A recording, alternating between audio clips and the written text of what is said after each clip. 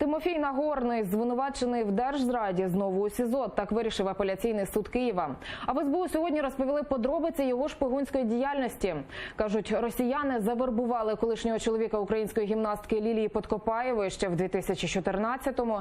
За завданням кураторів з ФСБ Нагорний мав створити партію та просувати інтереси Росії в Україні, а саме перешкоджати вступу до ЄС і НАТО та домагатися надання російській мові статусу державної.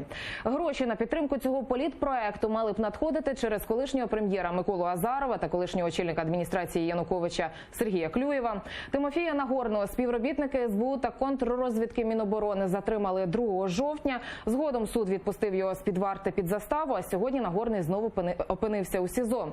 Докази його шпигунської діяльності, телефонну розмову з таємничим співрозмовником оприлюднили сьогодні під час брифінгу в СБУ.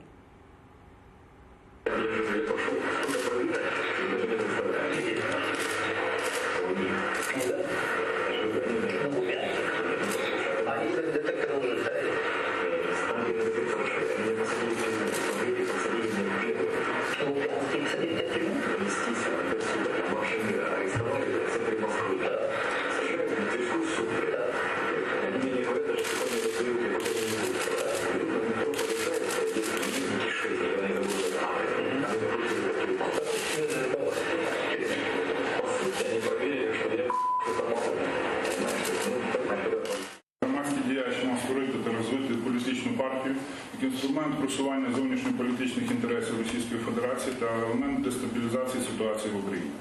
Ця структура мала взяти участь в виборах і лобіювати та відстоювати інтереси Росії, перешкоджати вступу України до ЄС та НАТО, піднімати питання про надання російській мові статусу державної мови в нашій державі.